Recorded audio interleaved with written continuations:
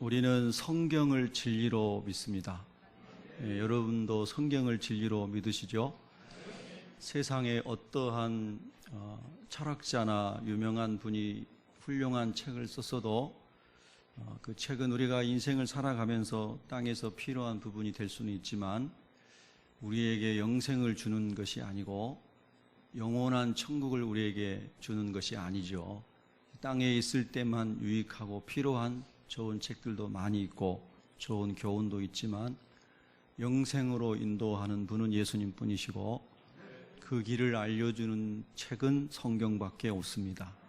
그것이 예수 믿는 사람들의 성경관이고 세계관인 거죠.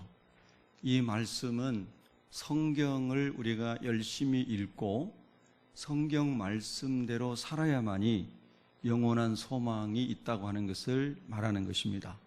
여러분, 이런 말씀에 대하여 진심으로 중심으로 동의하십니까? 그러면 우리가 성경에서 예수님께서 하신 말씀을 잘 주의하여 우리가 배워야 되고 간직해야 됩니다. 우리가 세상에서 많은 이야기들을 듣고 학설과 논리와 지식을 접하고 살아갑니다. 그래서 세상에 가면 세상에 들은 것들이 우리의 삶을 다 지배하는 것처럼 될 수가 있습니다. 그런데 일주일에 한 번 대개의 경우는 예배당에 나오거나 한 달에 한 번 나오는 분들도 많이 있죠. 그래서 하나님 말씀을 이렇게 듣고 가는데 그 한 시간도 말씀을 또 듣지 못하는 경우도 참 많습니다. 그러니까 영혼을 지키고 믿음을 지키는 것이 쉽지 않은 일입니다. 여러분, 성경에 하나님의 인류를 향한 구원 계획이 설명되어 있습니다. 여러분, 사람이 살아갈 때의 세계관이 참 중요합니다. 역사관이 중요하죠. 어떤 하나님을 모르는 사람들은 역사는 계속해서 윤회한다고 가르칩니다. 또 어떤 사람은 영혼은 없어지는 것이다 라고 가르치는 이단 종교도 있습니다. 다양한 그들이 가지고 있고 믿고 있는 진리를 따라서 생명관, 역사관, 세계관이 형성이 되는 거 아니겠습니까? 우리 예수 믿는 사람은 우리 인간이라고 하는 존재가 하나님이 몸을 흙으로 빚어서 만드시고 그 몸의 코에 하나님 안에 있는 생명을 불어넣어서 하나님의 형상대로 만들어진 것이 인간이라고 믿는 사람이 성경을 믿는 사람들입니다. 그래서 원래 우리 인생은 죄가 없이 지어졌는데 사탄이 하나님의 말씀을 불순종하고 사탄의 말을 들으라고 해서 선악과를 따먹은 결과, 즉 하나님의 말씀을 버린 결과 인간이 죄를 짓게 되고 죄가 들어온 결과 하나님으로부터 영적으로 단절된 영적인 죽음을 맞이하게 되고 그리고 육신이 흙으로 돌아가는 영혼과 육신이 분리되는 죽음도 이제 맞이하게 됐습니다. 뿐만 아니라 인생에게 찾아온 모든 쓴물들, 인간관계의 상한 심령, 교만함, 아집, 거짓된 것, 전쟁과 시기와 질투와 질병, 모든 이런 것들은 다 죄로부터 온 결과물들이라고 성경이 말씀하고 있습니다. 다시 말해서 아담과 하와가 하나님을 대적하는 죄를 짓지 않았다면 이런 고통이 인간에게 찾아오지 않았다라고 하는 것이죠. 그 근본이 죄로부터 왔다는 것입니다. 여러분도 이것을 동의하십니까? 그러면 성경을 믿으시는 분들입니다. 여러분이 원하는 대로 성경을 짜집게 하지 마시고 성경이 말씀하시는 대로 받아들이는 것이 예수님을 제대로 믿는 것이지요. 그래서 사람이 죄를 짓게 되고 하나님의 에덴 동산에서 쫓겨나게 되고 그리고 그 하나님을 떠난 영혼은 지옥에 가서 영원히 불구덩이 속에서 영원히 죽지 않고 고통을 받게 되고 그런데 예수님을 통하여 하나님께서 우리 모든 죄를 담당하시고 십자가에서 피 흘려 죽으시게 하심으로 그 예수님이 나의 죄를 담당하시기 위해서 십자가에 죽으셨습니다. 예수님은 하나님이시고 예수님은 죄가 없으신 분이신데 그분이 나의 죄와 허물을 다 용서하시고 씻어주시기 위해서 십자가에서 죽으셨습니다. 그리고 그분이 하나님이시기 때문에 죽음을 이기시고 사흘 만에 부활하셔서 우리가 나중에 예수님처럼 부활하게 될 부활의 첫 열매가 되셨습니다. 이 고린도전서 15장 20절의 말씀입니다. 그래서 이것을 그대로 믿는 사람이 예수 믿는 사람입니다. 여러분도 그렇게 예수님을 믿으시죠? 그리고 예수님이 이 세상에 오셔서 초지일관 전하셨던 것은 하나님의 나라 천국이 있다. 내가 천국이 있음을 너희에게 알려주려고 전도하려고 왔다. 지옥이 있다. 그것을 너희에게 알려주려고 왔다. 그리고 천국에 가는 길은 예수를 통해서만 가는 것을 내가 그 길을 만들어주기 위해서 이 세상에 왔다. 이것이 기독교입니다. 이것이 성경이 말씀하는 진리입니다. 요한일서 5장 13절에 보면 내가 예수님께서 이제 성령의 감동으로 사도 요한에게 기록하게 하신 것입니다. 예수의 이름을 믿는 너희에게, 그 아들을 믿는 너희에게 이것을 쓴 것은, 성경을 쓴 것은 예수를 믿는 너희 안에 영생이 있음을 알게 하려고 이 말씀을 기록하였느니라. 할렐루야.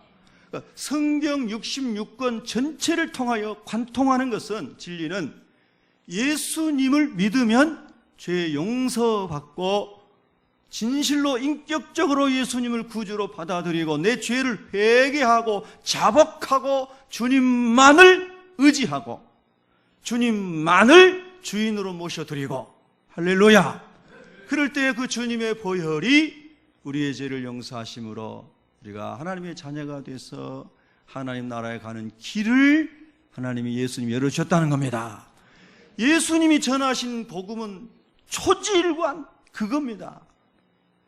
회개함으로, 죄를 회개함으로 예수님을 받아들이고 예수님의 십자가의 보혈을 의지하고 예수의 이름을 의지하여 영생 천국, 영생 지옥이 아닌 영생 천국에 이르는 길이 예수다. 예수를 통해서 하나님 나라 간다. 할렐루야. 그것이 성경에서 유일하게 가르치는 절대 진리입니다. 여러분, 이 말씀을 그대로 믿으십니까? 근데 그 예수님께서 역사를 설명하시면서 하나님의 구원 계획이 무한정 기간이 끝남이 없는 것이 아니라 예수님께서 요한계시록에서 계속 강조하시는 말씀은 나는 처음과 마지막이요, 알파와 오메가요. 할렐루야. 하나님의 역사는 끝이 있다는 겁니다. 계속 돌고 도는 윤회가 아니라 시작과 끝이 있다라고 하는 것입니다. 여러분, 이 말씀도 믿으시나요? 그러면 예수님께서 부활하시고 40일 동안 하나님의 나라에 대하여 제자들에게 또 설명해 주셨습니다. 여러분, 우리 예수 믿는 사람은 자꾸 기회만 되면 하나님의 나라를 얘기해야 됩니다. 예수님이 그렇게 많은 그 가르침들 속에서 부활하신 이후에 더 지속적으로 말씀하신 것은 하나님의 나라입니다. 여러분, 오늘도 여러분이 예배 끝나시고 점심 식사하시고 교제하시고 그럴 때에도요, 다 하나님 나라를 얘기하시고 하나님 나라를 간증하시고 예수를 말할 수 있기를 축복합니다. 아멘. 그것이 우리의 소망이 되어야 됩니다. 우리의 대화의 전부가 어쩌면 되어야 됩니다. 하나님의 나라. 믿습니까? 예수님 그걸 말씀하십니다. 그러면서 예수님이 승천하시는데요, 500명의 사람들이 예수님 승천하신 것을 목격하였습니다. 유대인들이 말합니다. 예수님 승천하시면 예수님 믿었던 유대인 그리스도인들이 우리는 지금 어떡합니까? 이스라엘이라는 나라는 언제 회복되겠습니까? 이스라엘이라는 나라는 언제 독립되겠습니까? 언제 우리는 이 핍박과 눌림에서 해방될 수 있겠습니까? 하면서 그들이 질문을 하였습니다. 사도행전 1장 7절에. 그랬더니 갈릴리 사람들아 어찌하여 하늘을 쳐다보고 있느냐? 너희가 인자가 가시는 것을 본 그대로 다시 오리라 라는 말씀과 함께 8절에 오직 성령이 너희에게 임하시면 너희가 권능을 받고 예루살렘과 온 유대와 사마리아와 땅끝까지 이르러 내 증인 예수가 그리스도라고 하는 증인이 될 것이다. 예수님의 관심은 하나님의 나라와 예수가 그리스도이심이 전파되는 것에 있었다는 뜻입니다.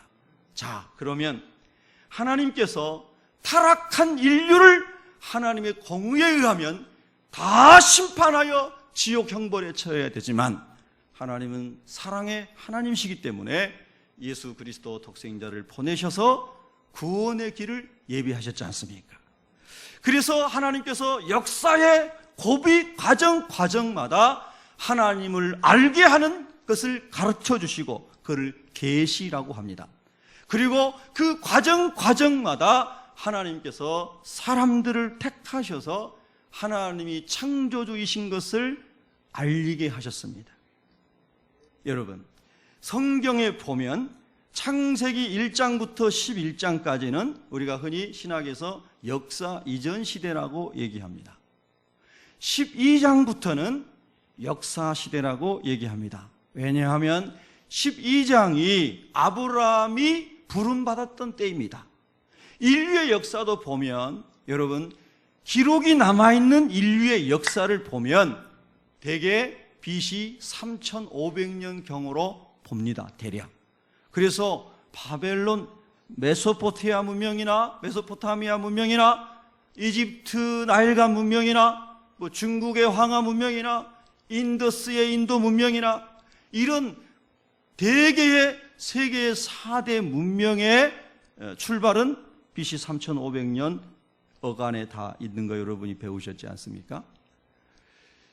그래서 그 역사 속에서 하나님께서 하나님을 드러내시기 위해서 사람들을 부르셔서 쓰시는데 여러분 모세라고 하는 사람을 하나님이 뽑으셔서 하나님의 말씀을 새겨서 주십니다. 그걸 우리가 십계명이라고 합니다. 따라하겠습니다. 십계명. 예. 그래서 하나님을 잘 알고 하나님을 섬기고 하나님의 백성으로 살아갈 수 있는 어떤 기준을 하나님이 주셔서 모세로 하여금 이스라엘 사람들을 이끌어가게 하시죠. 그리고 시간이 흘러 갑니다. 많은 사람들이 또 하나님을 잃어버리고 살아가게 되죠. 자, 그런데 다니엘 시대에 이르러서 다니엘이라는 사람이 BC 587년경에 남쪽 유다가 바벨론의 포로로 잡혀갔을 때에 어린 소년 다니엘이 포로로 잡혀갑니다. 근데 거기 가서 다니엘이 하루에 3번씩 예루살렘 성전을 향하여 창문을 열어놓고 하나님께 기도합니다. 하나님, 회파된 예루살렘을 회복시켜 주십시오. 하나님의 성전을 회복시켜 주십시오. 그리고 하나님의 백성들이 회복될 수 있도록 도와주십시오. 다니엘 9장 19절에 보면 주여 도우소서, 주여 불쌍히 여기소서, 주여 긍휼을 베풀어 주시옵소서 하면서 다니엘이 주여 3번을 부르짖으면서 하나님의 긍휼을 구하는 기도가 나옵니다. 하나님 앞에 다니엘이 21일간 금식기도도 하고 자주 금식하며 다니엘이 기도하는데 하나님이 환상을 보여주십니다. 그 환상이 뭐냐면 역사에 펼쳐질 일들을 다니엘에게 보여주십니다. 그게 뭡니까? 다니엘은 바벨론 제국 시대에 살고 있었는데 이 바벨론이라고 하는 나라가 망하게 되고 그 다음에 메대와 바사라고 하는 사람들이 일어나서 바벨론 제국을 무너뜨리고 페르시아 제국이 일어난다고 하는 겁니다.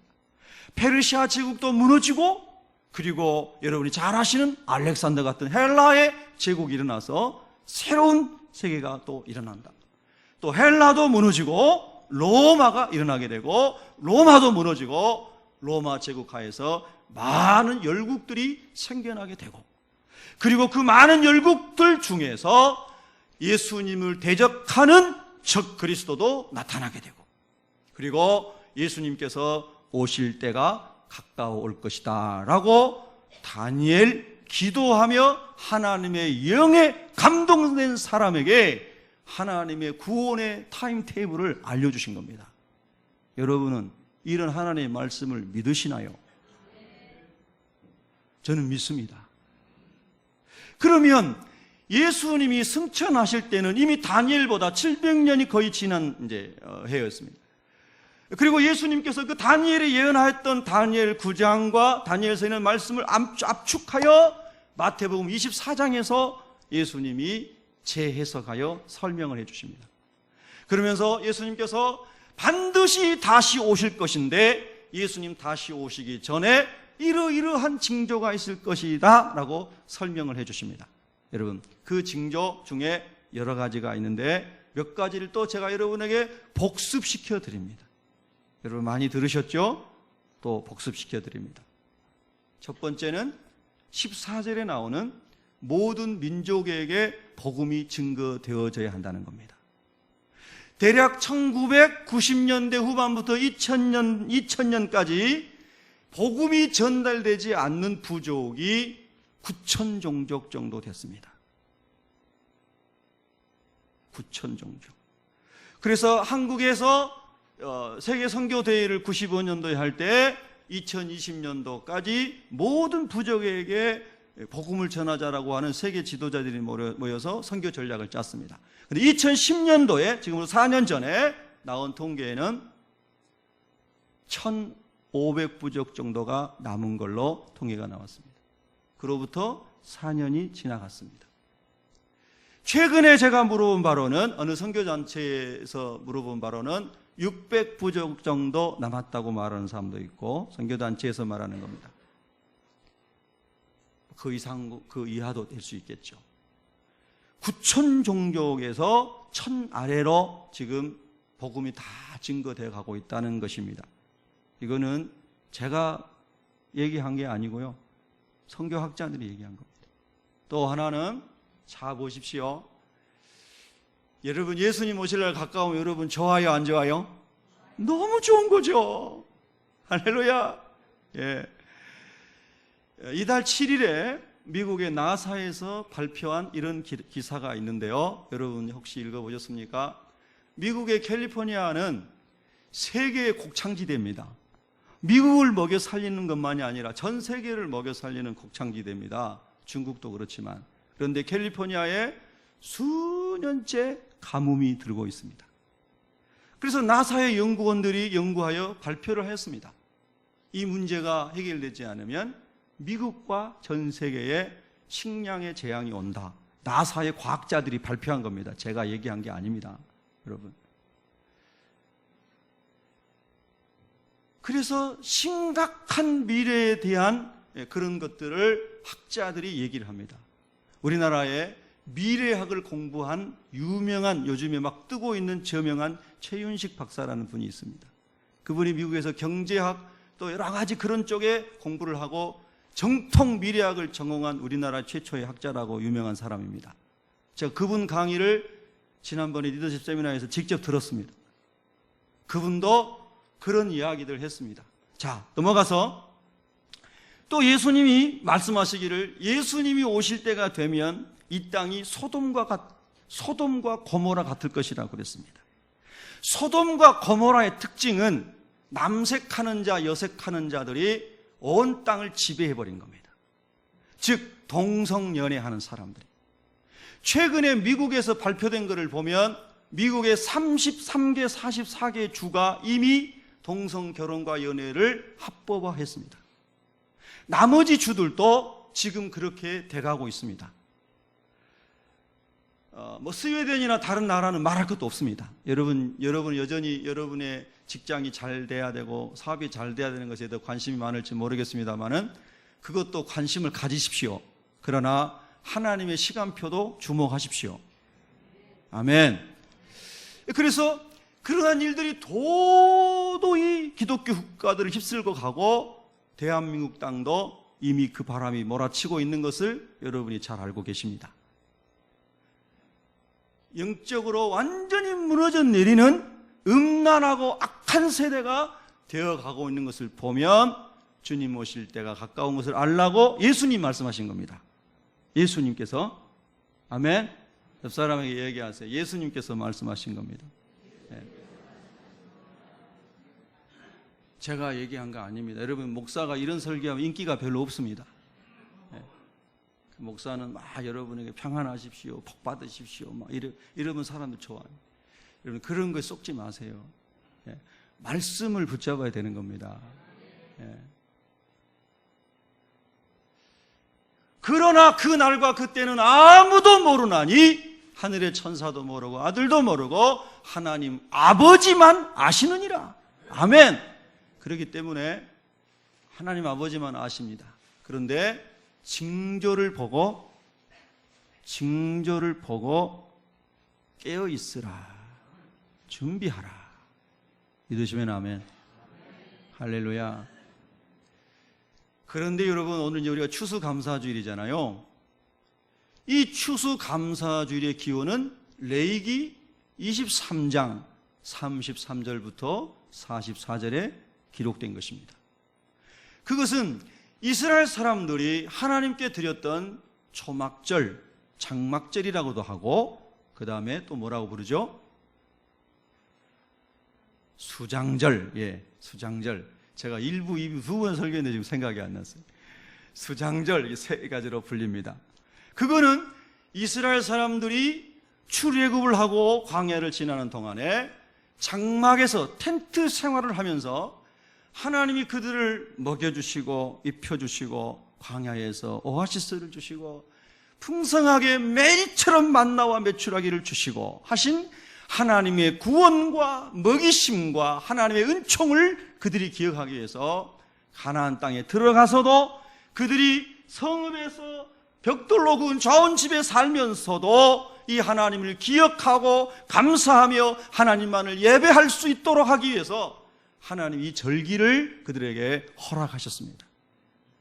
우리 주변에 있는 안상홍이 예수라고 하는 하나님의 교회, 세계전도협회 하나님의 교회 이런 이단은 그런 절기를 지켜야만 구원받는다고 하면서 그런 절기를 구원의 조건으로 얘기하고 그 다음에 많은 물질을 갈취하고 영혼을 도적질하는 이런 이단들이 많이 있습니다.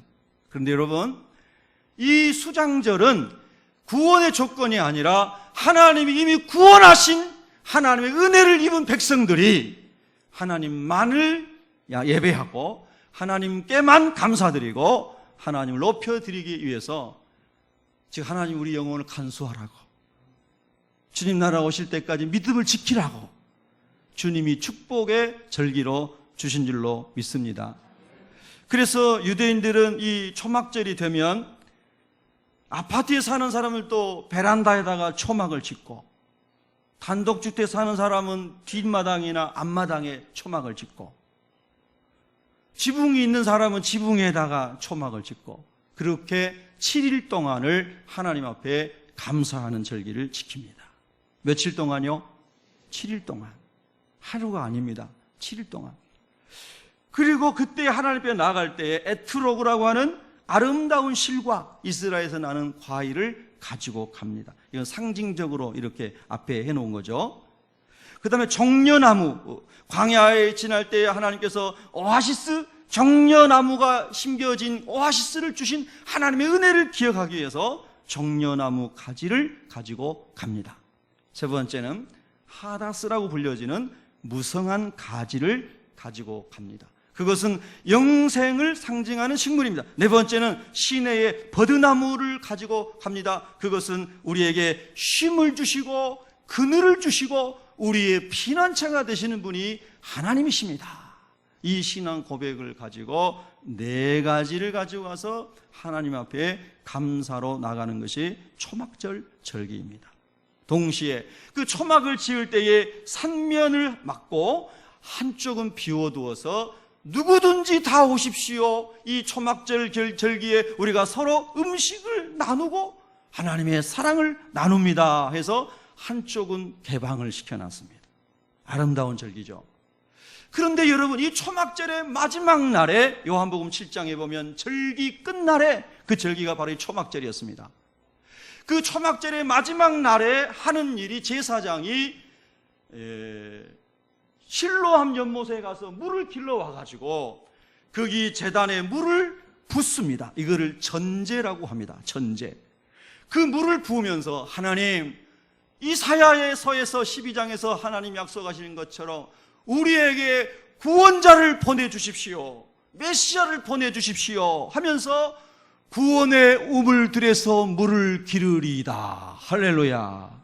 그러면서 물을 부읍니다. 그것이 초막절 잔치의 마지막 하이라이트입니다. 그 다음에 그것과 함께 내 기둥에 불을 붙이면서 빛으로 생명으로 우리에게 오셔서 우리를 구원해달라고 메시아를 기다리는 게 초막절입니다. 근데 바로 그때에 예수님께서 초막절 절기 끝날에 그 많은 사람들이 모여있는 곳에 가셔서 주님이 요한복음 7장에서 말씀하십니다. 누구든지 목마르거든 다 내게로 오라. 할렐루야. 나를 믿는 자는 그 배에서 영생하도록 솟아나는 샘물이 흘러나게 되리라. 할렐루야. 그러면서 예수님께서 이 초막절이 예수님 안에서 완성된 것을 설명해 주신 겁니다. 그래서 여러분, 구약의 모든 절기는 예수님을 드러내고 예수님의 사건을 말하는 예표인 것입니다. 그런데 여러분 보십시오. 이 절기가 하나님을 섬기는 사람들에 의해서 계속해서 아름답게 계승이 된 겁니다. 영국에서 신앙생활하던 청교도들이 미국에 건너갔습니다. 프리머스라고 하는 항구에 도착해서 그 가는 동안에 건 절반이 굶주림과 추위 속에 죽었습니다. 그리고 미국에 도착해서 농사를 짓는데 다 씨앗이 죽고 어려운데 인디안들의 도움을 받아가지고 첫 수확을 거둬들였을 때에 인디안들을 함께 다 초청해서 하나님께 예배를 드리면서 그들이 붙인 이름이 땡스기빙 데이입니다.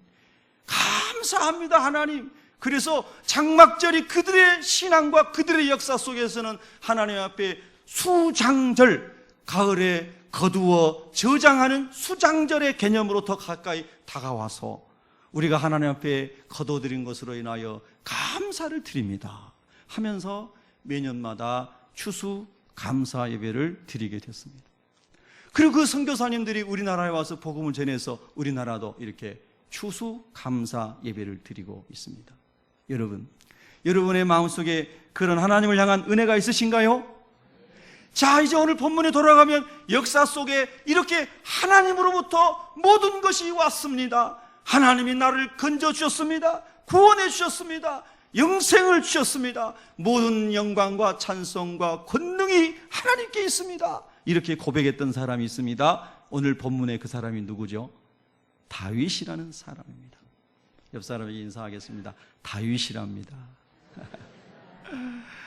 다윗이라는 사람은 8형제의 막내로 산골 베들레헴 촌사람이요 양을 치던 목동에 불과했는데 하나님 앞에 오늘 본문을 10절부터 19절까지가 다윗의 감사기도입니다. 다윗의 감사기도를 보면 다윗이 얼마나 하나님을 기쁘시게 하는 사람인지 알 수가 있습니다. 여러분, 다윗은 이렇게 생각했습니다. 하나님이 그런 지혜를 주셨겠죠.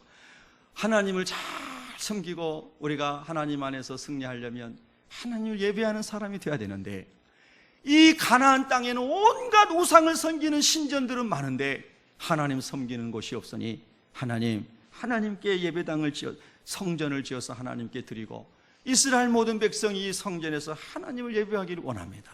그래서 자기가 다 모든 것을 다 준비해 놓고 하나님 기도하는데 하나님께서 다윗아, 아니야, 너가 통치하던 시대에는 전쟁을 많이 하면서 피를 많이 흘렸기 때문에 너의 아들 세대에 가가지고, 그래서 하나님께서 다윗의 아들 솔로몬 세대에 그 성전을 짓게 허락을 하시지 않습니까? 그 성전을 짓게 됩니다. 그런데 여러분, 그 준비를 다윗이 다 해놓고 그리고 다윗이 기도하는 내용이 오늘 10절부터 나오는 말씀인데요, 오늘 우리가 2절을 합독했습니다. 자, 여러분 12절을 함께 합독하겠습니다. 시작. 부와 귀가 주께로 말미암고 또 주는 만물의 주제가 되사 손에 권세와 능력이 있사오니 모든 사람을 크게 하심과 강하게 하심이 주의 손에 있나이다. 아멘. 이제 감사의 목록을 다윗이 기록하고 있는 것입니다. 여러분 지난 한 주 동안에 감사의 목록을 한번 기록해 보자고 생각해 보자고 했지요?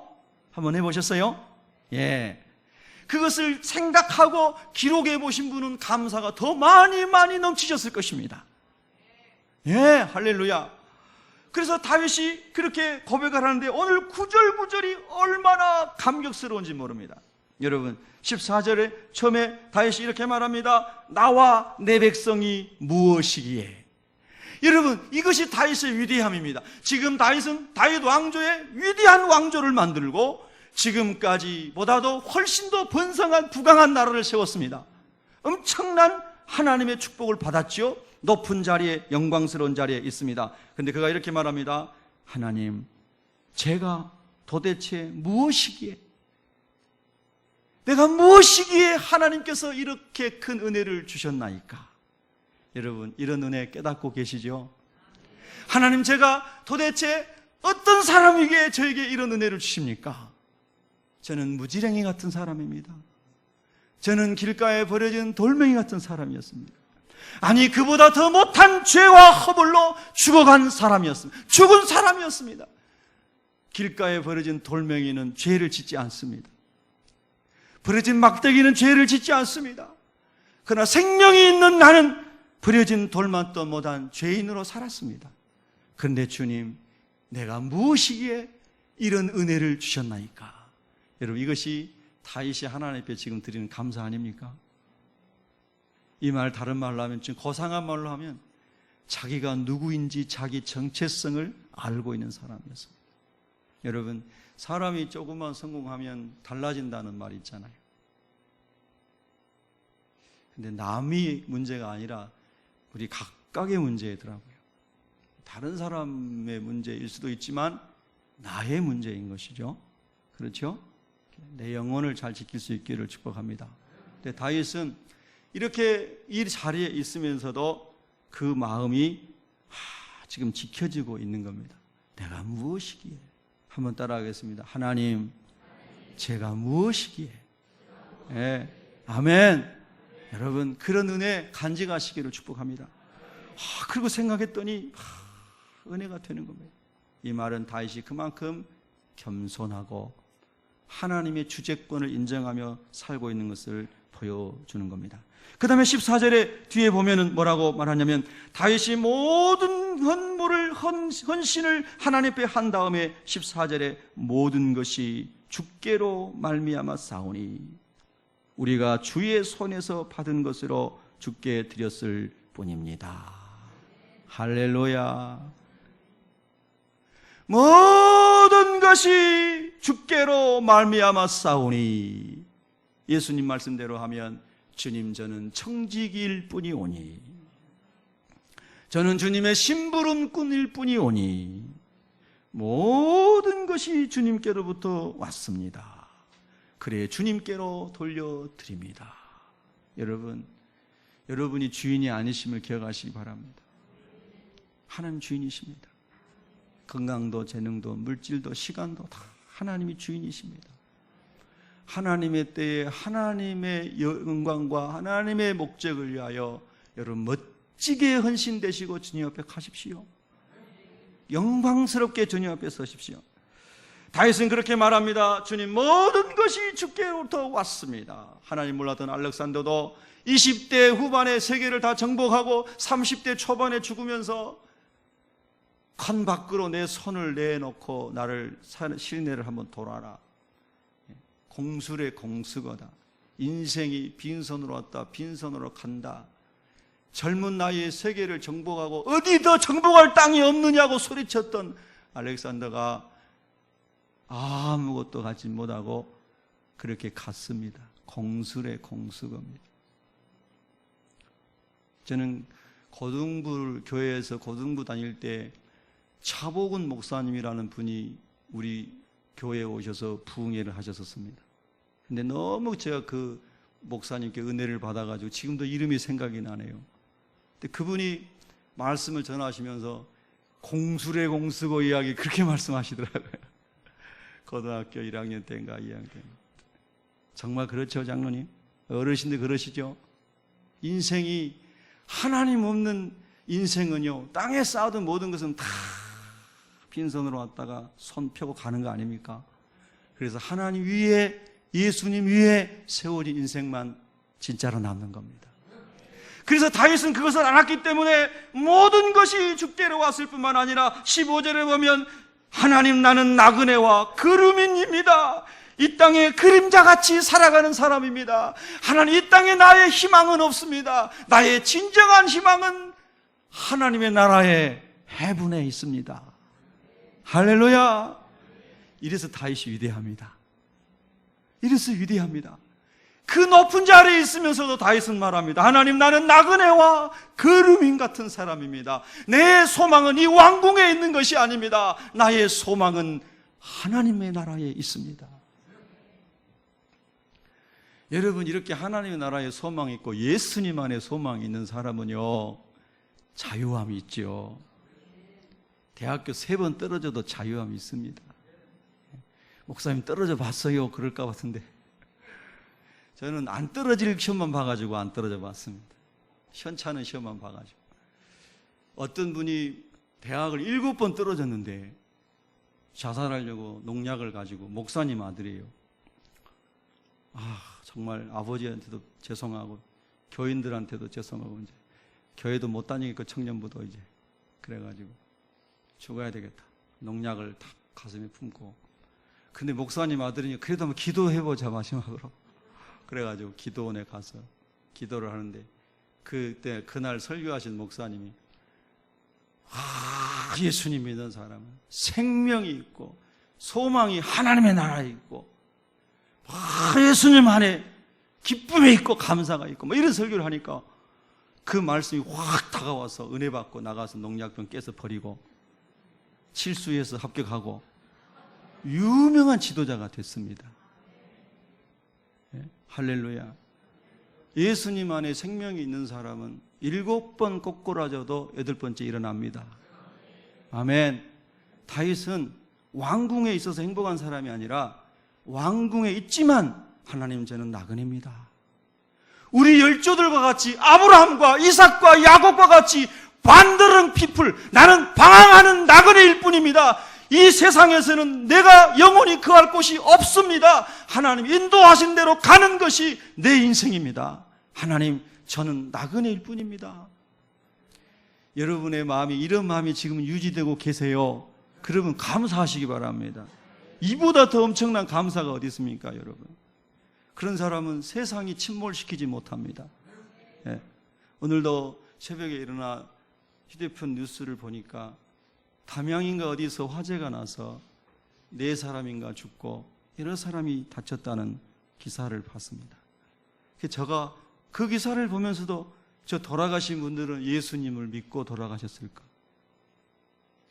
예수님을 믿은 사람은 갑작스럽게 다가오는 재난에도 당황스러워할 필요가 없잖아요. 우리가 그토록 소망하는 하나님의 나라에 가는 거잖아요. 아멘. 할렐루야. 수고하고 무거운 짐 다 내려놓고 말입니다. 질병도 고통도 인간관계의 깨어짐도 오해도 모든 인생의 짐도 다 내려놓고 I am free! 나는 자유합니다. 할렐루야. 영어 이거밖에 못합니다. 그리고 다 주님 옆에 가는 거예요. 오 할렐루야. 얼마나 멋있습니까? 여러분 세상은 나그네일 뿐입니다. 다윗이 그것을 고백하고 있는 겁니다. 여러분 이런 멋진 고백하십시오. 주님이 여러분 사랑하시고 축복하실 줄 믿습니다. 또 오늘 다윗의 감사 목록을 보면 너무너무 많은데요. 그 밑에 보면 19절에 다윗이 이렇게 말합니다. 하나님 아버지 내 아들 솔로몬에게 무슨 마음을 주사요? 정성된 마음을 주사 주님의 율례와 규례와 법도를 준행하게 하여 주시옵소서. 할렐루야. 여러분 이것이 여러분의 감사 목록에 들어가시기를 축복합니다. 그 위에 16절인가요? 거기는 보면은 17절에 보면은 내 마음을 감찰하시고 정직을 기뻐하시는 줄을 내가 아나이다. 주께서 내 마음을 감찰하시고 정직한 마음과 정성된 마음이 자기 안에 아직 남아있는 것으로 인하여 다윗이 지금 감사하고 있는 것입니다. 여러분, 오늘 우리 예수 믿는 저와 여러분이 주님이 주신 정결한 마음, 거룩한 마음, 앞뒤가 똑같은 일치하는 고백과 말과 행동이 우리 안에 있다면 감사하시기 바랍니다. 감사하셔야 됩니다. 그래서 다윗이 감사 목록을 막 적습니다. 여러분, 감사 목록을 기록하시기 바랍니다. 기록해 보세요.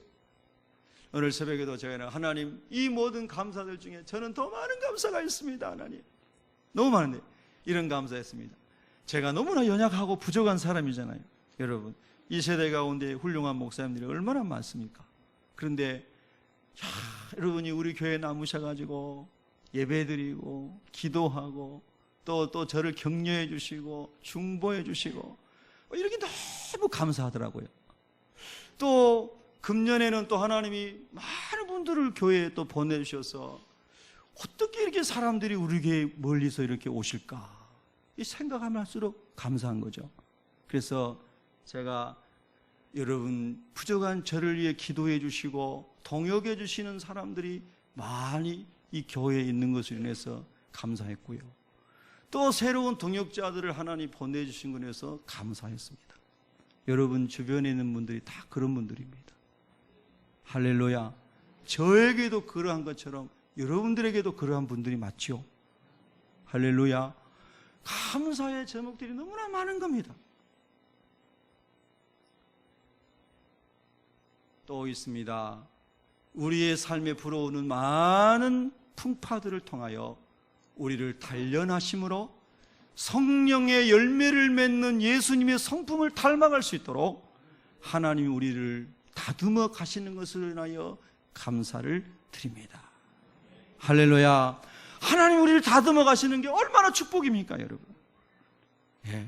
여러분을 다듬어 가는 어려운 환경에 여러분이 처했을 때에 감사하시기를 축복합니다. 하루아침에 우리가 예수님을 다 닮을 수는 없지만 일신우일신 하루 조금씩 반걸음씩이라도 예수님의 인내를 배워가고 예수님의 온유를 배워가고 예수님의 용서와 긍휼을 배워가고 예수님의 생명을 배워가고, 할렐루야, 그렇게 주님 안에서 생명으로 변화되어 가고 있는 것으로 인하여 또 넘어지지만 또 주님이 일으켜 세워서 이끌어 가고 계심을 인하여 감사하나이다. 감사한 거죠. 다 감사합니다. 진짜 감사한 것은 아까 제가 징조 중에 하나 말씀드리려고 하다가 누락시킨 거 지금 말씀드립니다. 누가복음 18장 8절에 보면 예수님께서 인자가 올 때에 믿음이 있는 자를 보겠느냐. 예수님이 재림하실 때에 믿음이 있는 자를 보겠느냐. 지금 한국에 650만 명 정도로 통계가 되는 그리스도인이 있습니다. 명목상의 그리스도인도 많겠지요. 예수님 말씀하시는 것은 예수님 오실 때에 650만 명이라는 사람이 믿음을 지키고 있다면 예수님이 그 말씀을 안 하셨을 것 같습니다. 예수님이 오실 때에 믿음이 있는 자를 보겠느냐. 이 말씀을 깊이 묵상해 보면 더 많은 사람들이 믿음에서 떨어져 갈 것을 주님이 말씀하신 겁니다. 그것은 우리 장로님 기도 속에서 나온 것처럼 많은 훌륭한 목사님이라고 생각됐던 분들이 타락할 수도 있고, 존경받는 많은 사람들이, 기독교인들이 마귀에게 넘어가서 무너질 수도 있고, 그런 것을 통해 가지고 더 많은 믿음이 연약한 사람들이 믿음을 버리고 떠나갈 수도 있다는 것입니다.